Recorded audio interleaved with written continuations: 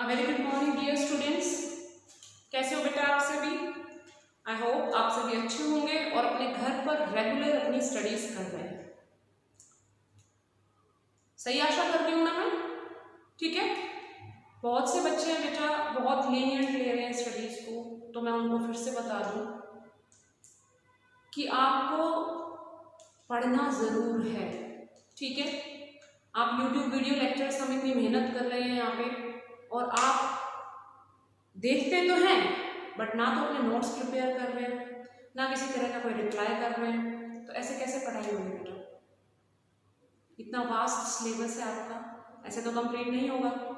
And some students are waiting for the reopening of the school. कुछ सोच रहे हैं कि स्कूल ओपन होंगे तभी हम पढ़ाई करेंगे। तो मैं उनको बता दूं बच्चों, अभी कोई कंफर्मेशन नहीं है कि सितंबर से आपके स्कूल रीओपन हो जाएंगे। तो you have only one option, that is online classes. ठीक है। आपके जो लेक्चर्स हैं इनको थोरली देखिए, पढ़ाई कीजिए। ठीक है।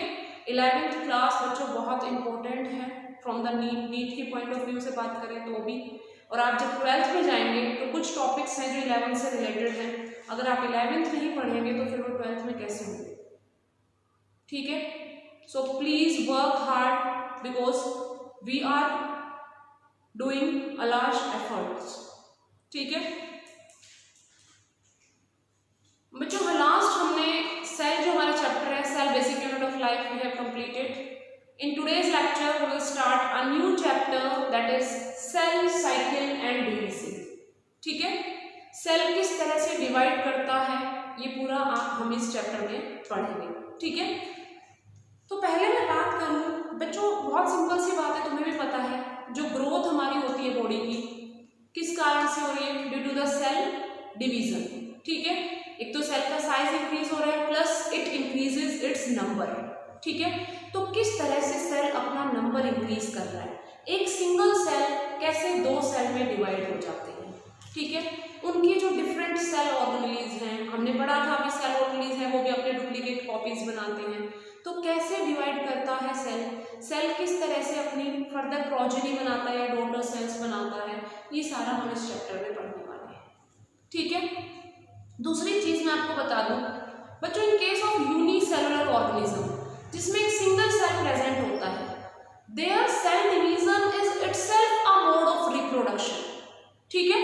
वहां जब एक सिंगल सेल दो में डिवाइड कर जाता है तो वही उसका मोड ऑफ रिप्रोडक्शन कहला रहा है। समझ में आ रही मेरी बात? ठीक है। तो वहां जो सेल डिवीजन है वही मेथड है उसके पास रिप्रोडक्शन करने का, अपना नंबर इंक्रीज करने का। समझ आया? ठीक है। अब हम कुछ इसके बैकग्राउंड हिस्ट्री में जाएं तो ये कुछ साइंटिस्ट थे जिन्होंने इससे रिलेटेड कुछ टर्म्स दी थी, कुछ इनको डिफाइन किया था। तो पहले थे आपके रुडोल्फ वर्च्यू। ये कोई नया नहीं है बेटा नाम आपके लिए, आप पहले भी पढ़ चुके हैं। A cell lineage theory was given by Rudolf Virchow. इसके रुडोल्फ वर्च्यू ने क्या कहा था कि जो नए सेल हैं, new cells are formed from the pre existing cells ओमनिस सेलुला ई सेलुले। सेल थ्योरी को मॉडिफाई किया था रुडोल्फ वर्च्यू ने। ओमनिस सेलुला ई सेलुले जो थ्योरी थी उसका मतलब ये था बच्चों कि जो नए सेल्स हैं, new sales originate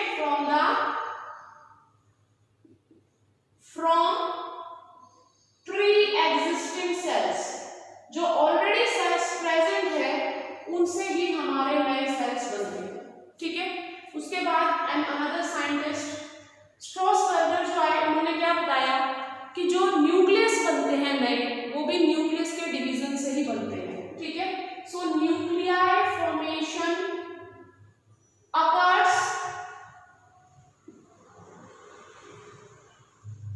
bye division of nucleus. नए जो न्यूक्लियस बन रहे हैं बच्चों वो भी किससे बन रहे हैं? न्यूक्लियस के डिवाइड करने से ही बन रहे हैं। ठीक है। तो एक सिंगल सेल जब डिवाइड करता है तो वो अपने नए डॉटर सेल्स बनाता है जिसमें उसका डीएनए भी डुप्लीकेट करता है, डीएनए भी रेप्लिकेट कर रहा है, उसके जो सेल ऑर्गेनेल्स हैं वो भी डिवाइड करती हैं, और जो सारा जेनेटिक मटेरियल एक सिंगल सेल में प्रेजेंट होता है वो नेक्स्ट उसके डॉटर सेल्स में चला जाता है। ठीक है। अब हम बात करेंगे बच्चों सेल साइकिल की, कि सेल की साइकिल का क्या मतलब है? द सीक्वेंस ऑफ इवेंट्स, कौन कौन से ऐसे प्रोसेसेस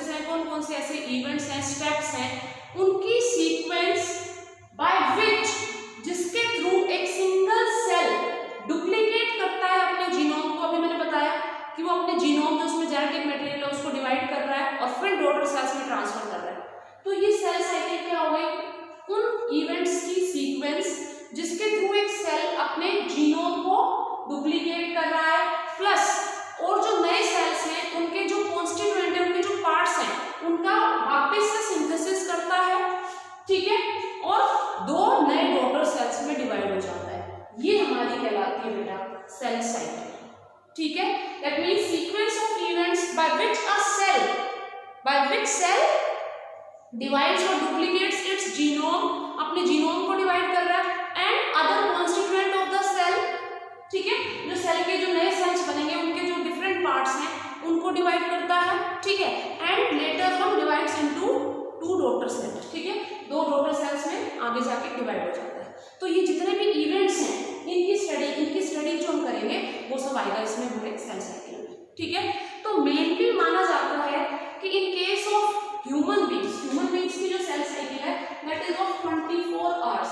एक सिंगल सेल जो है हमारा वो 24 आवर्स लेता है और अपनी नई डॉटर सेल्स में डिवाइड हो जाता है। अगर हम ईस्ट सेल की देखें तो इट इज ओनली 90 मिनट्स। अगर मैं ईस्ट सेल की बात करूं it is only 90 minutes. But in case of E coli sales में क्या है बच्चों, सिर्फ 20 मिनट्स ही लगती हैं अपने सेल को डिवाइड करने में, इकोलाई बैक्टीरिया को, ठीक है। तो ये डिफर करता है फ्रॉम ऑर्गेनिज्म टू ऑर्गेनिज्म, ठीक है, ये डिफर कर रहा है बेटा कि किसी में जो सेल साइकिल का स्पैन है, पीरियड है, वो कम है, किसी में ज्यादा है, ठीक है, इट डिफर्स। तो यहाँ एक मैंने साइकिल बनाई हुई है जिसमें आपको दिखाई दे रहा होगा कि ये वाला जो फेज है हमारा, मेनली जो फेजेस है बेटा, सेल साइकिल के वो दो में डिवाइड किए जाते हैं, interphase, another is and phase, ठीक है। इंटरफेज क्या है अगर मैं ब्रीफली बताऊं तो इंटरफेज मेनली क्या है, जिसमें 95% जो टाइम है सेल क्या रहता है, इंटरफेज वाले पीरियड में रहता है, ठीक है। उसके बाद दैट मींस अगर 24 घंटे की मैं बात कर रही हूँ तो 24 में से आप मान के चलिए अप्रोक्स 23 आवर्स, ह्यूमन की बात कर रही हूँ, अप्रोक्स 23 आवर्स तो इंटरफेज में रहेगा सेल, और फिर 1 आवर ही वो किसमें रहता है बेटा, एम फेज में रहता है, ठीक है। तो एम फेज की जो ड्यूरेशन है वो 1 आवर हो गया, और ये for human beings that is 23 hours, ठीक है। Interface is further divided, interface को ही फर्दर डिवाइड किया गया है 3 सब फेजेस में, that is G1 phase, S phase and G2 phase, ठीक है। G1 फेज, S फेज और G2 फेज, ये जो फेजेस है बेटा ये हमारा आता है हमारे इंटरफेज में, ठीक है। और बाकी जो बच गया that is your M phase. M phase means mitosis, जो आपकी मियोसिस होगी, ठीक है। तो इंटरफेज की अगर हम बात करें तो interphase is the most active phase. दो जो M फेज है, M फेज यहाँ आ गया, सेल डिवाइड कर गया, फिर से M फेज आएगा, जो नए सेल्स हैं उनका फिर से M फेज आएगा। तो जो एक सेल डिवाइड कर रहा था वापस से जो M फेज आ रहा है, तो दो सक्सेसिव लगातार जो M फेजेस आए हैं उनके बीच का जो टाइम पीरियड है that is known as interphase. वो क्या कहलाता है हमारा इंटरफेज। दैट मींस अगर एक बार M फेज आया M1 तो वापस वो किस में जाएगा, सेल इंटरफेज में जाएगा, और फिर जो नए सेल्स बन रहे हैं उनका फिर से M फेज आएगा, ठीक है। तो ये साइकिल जो है इस तरह से कंटिन्यू लगातार चलती रहती है, समझ में आ गई बात, ठीक है। तो इंटरफेज की बात करें तो it is the most active phase. वैसे जनरली कुछ साइंटिस्ट इसको रेस्टिंग फेज भी कह देते हैं, but it is not resting phase. ये इसके लिए मिसनोमर होगा अगर हम रेस्टिंग फेज यूज करते हैं वर्ड, तो ये फॉल्स टर्म है इसके लिए। क्यों रेस्टिंग फेज इसलिए कहते हैं बेटा, क्योंकि जब अगर कोई सेल इंटरफेज में है और जब हम उसको माइक्रोस्कोप में देख रहे हैं तो हमें उसमें किसी तरह की कोई एक्टिविटी नजर नहीं आती। That means that activity can not be seen with the help of a microscope. इसलिए साइंटिस्ट क्या कहते हैं, it is the resting phase. जबकि सबसे ज्यादा एक्टिविटी जो हो रही है वो हमारी किसमें होती है, इंटरफेज में होती है। That's why it is the most active phase of the cell cycle, ठीक है, ठीक है। अब इंटरफेज में डिफरेंट पार्ट्स हैं, G1, S और G2। G1 फेज में क्या होता है, देखिए बेटा, S फेज जो है हमारा that is the synthesis phase. S phase हमारा सिंथेसिस फेज कहलाता है, ठीक है। जीवन फेज में मेजर हमारे जो प्रोटीन्स हैं उनका फॉर्मेशन होता है, प्लस जो हमारा आरएनएज है, मोस्ट ऑफ द आरएनएज आपके जीवन फेज में बन जाते हैं। ठीक है। सेकेंड चीज, एस फेज में सिंथेसिस होगा डीएनए का। डीएनए का सिंथेसिस के लिए जितने भी प्रोटीन्स चाहिए उन सब का फॉर्मेशन होता है हमारे जीवन फेज में। ठीक है। एस फेज में, सिंथेसिस फेज में जो डीएनए बन रहा है, डीएनए के लिए जितने भी प्रोटीन्स एक्यूमुलेट करने हैं वो सारे कहाँ किए जाते हैं, जीवन फेज में एक्यूमुलेट किए जाते हैं। ठीक है। Plus number of other proteins जो कि सेल के लिए यूजफुल है वो सारे यहाँ बनेंगे, और आरएनएस जितने भी हमारे different type of RNA, mRNA, tRNA, rRNA, वो सारे हमारे कहाँ बनते हैं, जीवन फेज में बनते हैं। ठीक है।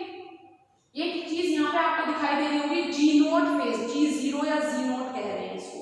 इसका क्या मतलब है, कुछ सेल्स जो होते हैं बेटा वो एक बार बन जाते हैं तो वो फर्दर डिवाइड नहीं करते, जैसे कि आपके नर्व सेल्स हो गए या आपके हार्ट सेल्स हो गए। ठीक है। तो ऐसे सेल्स जिनको फर्दर डिवाइड नहीं करेंगे जो आगे जाके, वो सेल्स जीवन से वापस एंटर कर जाते हैं जी नोट में। ठीक है। G0 क्वीसेंट स्टेज कहलाती है। क्वीसेंट मतलब यहाँ स्टॉप हो जाएंगे सेल्स, डिवाइड नहीं करेंगे। ऐसे सेल्स जिनका फर्दर डिवीजन नहीं होगा वो यहाँ आ जाते हैं जी नोट फेज में। ठीक है। दूसरी चीज, जो सेल्स इंजर्ड हो चुके हैं, जिनके सेल्स के डिवीजन की रिक्वायरमेंट नहीं है बॉडी को, ठीक है, जो इंजर्ड हो चुके हैं उनका खत्म होना ही जरूरी है, वो कहाँ चले जाएंगे, जी नोट फेज में। ठीक है। उनका भी फर्दर डिवीजन नहीं होता।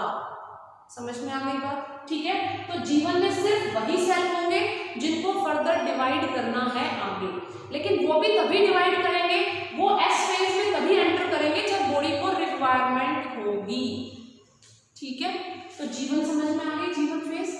Now S phase. S phase is known as synthesis phase. S phase में सिंथेसिस होता है किसका, डीएनए का। ठीक है। प्लस आपके जो सेंट्रियोल है, आपने पढ़ा था, याद होगा आपको, सेंट्रियोल में मैंने आपको बताया था कि सेंट्रियोल का डुप्लीकेशन होता है, सेंट्रियोल डिवाइड करता है। तो सेंट्रियोल का डुप्लीकेशन डिवाइड भी कहाँ होता है बेटा, एस फेज में ही होता है। ठीक है। अब एस फेज से रिलेटेड कुछ और चीजें हम पढ़ेंगे अभी।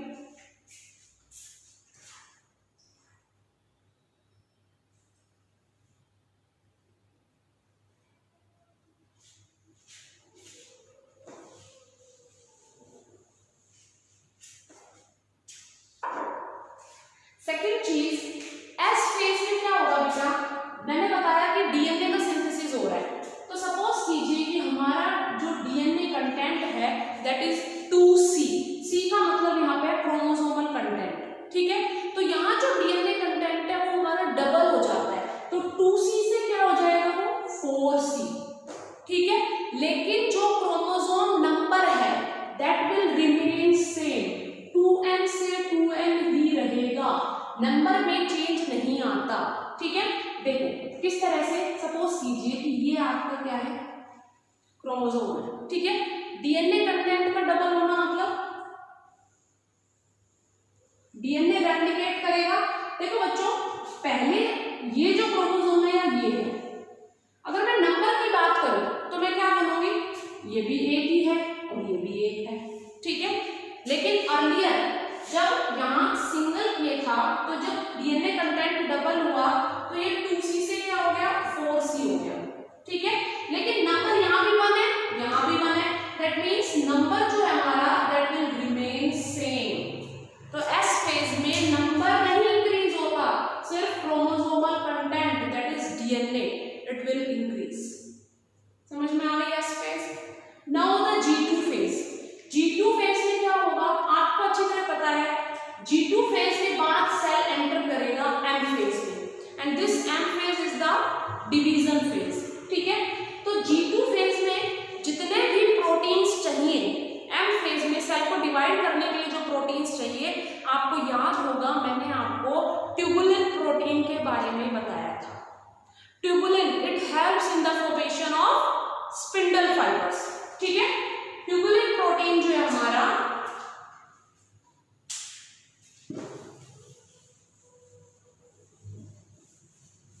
फिर से मैं आपको याद दिला दूं, जो ट्यूबुलिन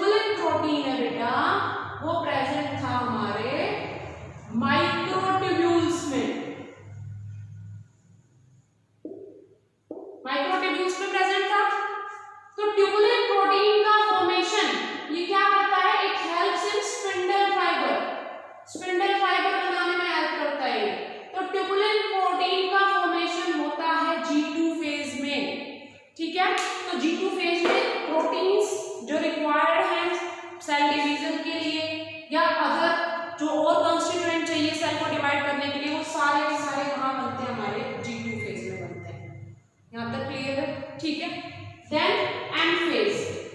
एम फेज जो है बेटा, M phase is the division phase. यहां सेल एक सेल से दो सेल में डिवाइड करता है एम फेज में, ठीक है। अभी यहां तक पूरी क्या हो रही थी, प्रिपरेशन हो रही थी सेल के डिवाइड करने की, लेकिन डिवीजन कहां होगा, एम फेज में होगा, ठीक है। समझ में आ गई बात। एम फेज में आपका, एम फेज में मेनली जो है आपके दो प्रोसेस होती है, ठीक है। क्या, first is karyokinesis, that means division of nucleus, nucleus divide करता है पहले, ठीक है। Second one is cytokinesis, that means division of cell. Cytoplasm का डिवीजन होता है, ठीक है, उसके बाद ही सेल जो है एक सेल से दो सेल्स में डिवाइड होता है। तो एम फेज में क्या होगा, मेनली आपका कैरियोकाइनेसिस एंड साइटोकाइनेसिस। सेल जो है हमारा वो डिवाइड कर जाता है, 1 आवर ड्यूरेशन होती है in case of human cell, ठीक है। और बाकी हमारा अगर हम देखें तो पूरा इंटरफेस जो है वो 23 आवर्स का होता है। लेटर ऑन जब सेल डिवाइड कर जाता है दो में, तो फिर दोबारा एक सिंगल सेल में फिर से क्या आएगा, इंटरफेस आएगा। इसीलिए मैंने बताया था interface is the successive stage between two successive M phases. यहाँ तक आई थिंक क्लियर हो गया होगा, ठीक है बच्चों। In next lecture we will study about M phase. M phase के बारे में पढ़ेंगे। एम फेज को फर्दर डिवाइड कर देते हैं normally, prophase, metaphase, anaphase, telophase. इन सभी फेजेस के बारे में हम नेक्स्ट लेक्चर में पढ़ेंगे, ठीक है। So this was a brief introduction of the cell cycle. In next lecture we will study in detail. Thank you बेटा।